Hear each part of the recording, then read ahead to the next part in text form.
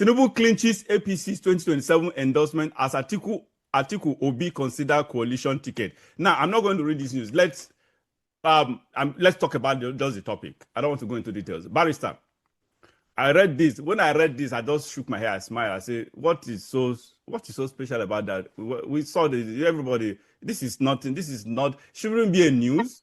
Why wasting? Why will journalists be wasting time on writing a news like this, like an article or other news or whatever article you call it like this? This is there's everybody expected it, and besides. Peter, Tinubu, anyway, before I give my opinion, what do you think about this news? It's not news. It's not worthy of news. It's understandable. It's expected. I have never seen a president that has not got a ticket for second term from his party. The only person that came near to struggling for the election was Obasanjo back in 2023. His debacle with Atiku and the issues that followed, but he eventually got the ticket. It is not a surprising news. And we are talking today in 2025. We are talking about nominations that will come next year, towards the end of next year.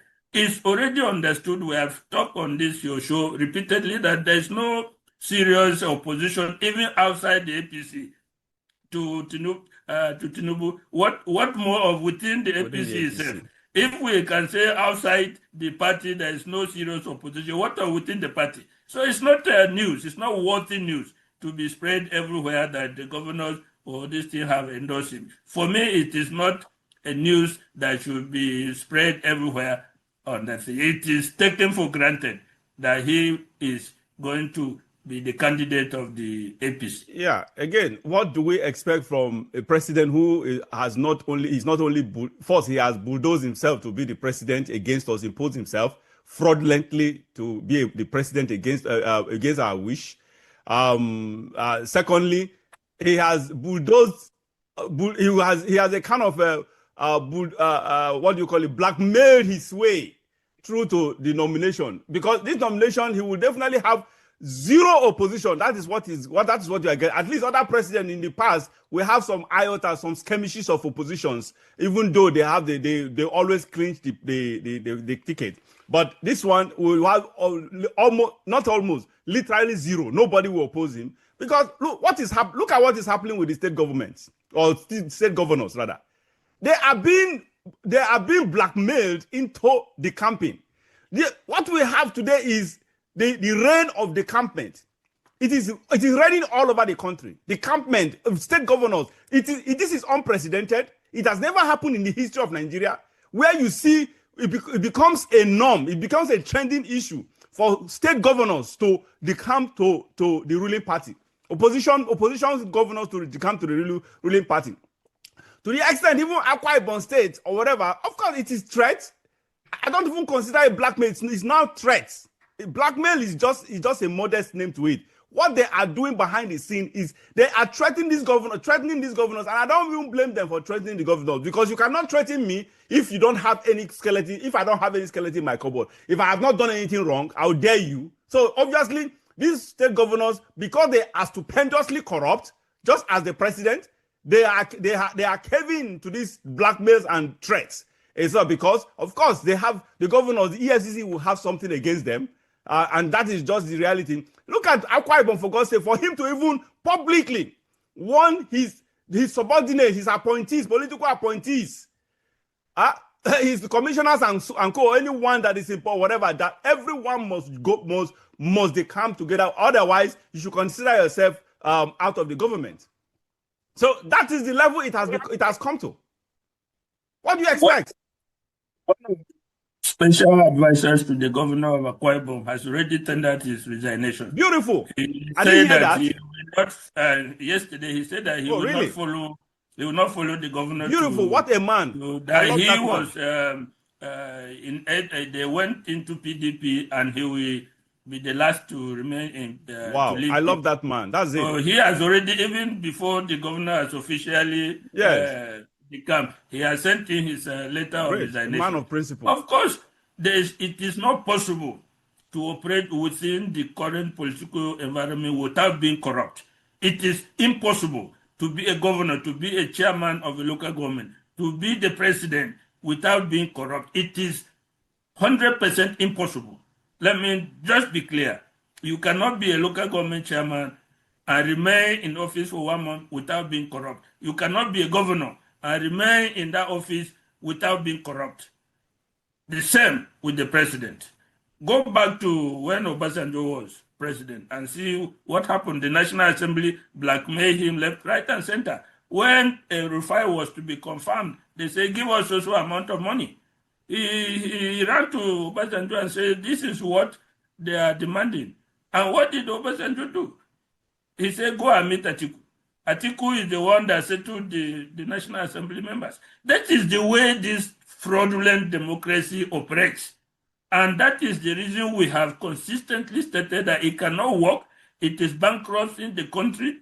It is ruining the country in every facet that you can think of.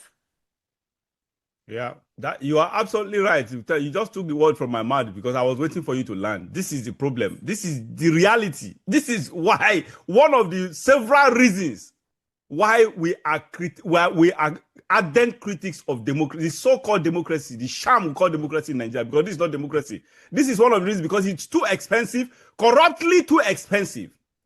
And both ways, it is too expensive, formally too expensive, and corruptly, informally too expensive. We have this corruption angle, and we have the bills angle, the formal bills, the regular bills they pay for all these arms of government and all the and over bloated government administration. So that is just the reality anyway. This is the reason why we are calling on a revolution. Two options. We have two options of revolution. One is either the military revolution, which to me should be our first option because that will be better. We will have less bloodbath. It will not affect people on the street, the common man on the street. Innocent people will not be killed. It probably will be between the military cycle, which is okay. And there are military. Although even though I believe that we can have a bloodless, a non-violent military coup. In the Nigeria, the way it is now, the dynamics in Nigeria now, as it is playing out right now, it will be almost impossible for for us to have a successful military coup without a bloodbath because the dynamics are just too much. So I expect at least a minimal level of bloodbath. So, but overall, honestly, we expect the military to take over. Like someone was asking, is the military our way of life? Somebody asked on one of the shows we posted online. Somebody was asking, so we are calling for the military to or whatever. It's military because I've always said that democracy is not our way of governance. And the person asked, is military our way of governance? Now, our way of governance. Now, when I say democracy is not our way of governance, what democracy definition of democracy is the government of the people, by the people, and for the people. That is by election. Now, that's not our system. When I say military is the option we have now. May not be our core way of governance. Our core way of governance is the traditional system where we have the monarchies. But we know we obviously that we have evolved. We have gone past that. We can't go back to that anymore. So the only other option that is close to that monarchical system of government is the military, where you have dictatorship at play. So that is the option that is better for us. That is the only, under democracy, we cannot grow. The country can never ever grow because of just what Barrister Manta just mentioned now. That's just the reality. We have impediments that is really, really caused by corruption. Really endemic corruption. So really entrenched corruption. So it's not going to work. So the best thing is we need a military system that will actually, like what is happening, let us replicate what is happening in Burkina Faso, because people should stop telling me that in Nigeria it cannot work. For God's sake, somebody sent me a message and was telling me that even in Nigeria, the military is entirely corrupt. It's Burkina Faso, when they did what they did, are you telling me that Burkina Faso they don't have corrupt military personnel? They have. Before they did that coup, they succeeded in that coup. They had military bad, the corrupt ones. Is it not the corrupt ones that the West the Western nations are bribing to actually truncate the current government. So we still have, where we have corrupt people, we also have the non-corrupt people. It is just there. It's just that the world globally, we have more corrupt people. We have more evil people than the good ones. So that's just the system. Why we have corruption in Nigeria, even in the military. We have good ones. We have silent military officers behind the scene that are really weeping and crying for our great country, Nigeria, that desires and they crave to actually do something about what is going on. And so that is just it. And that's my take on this.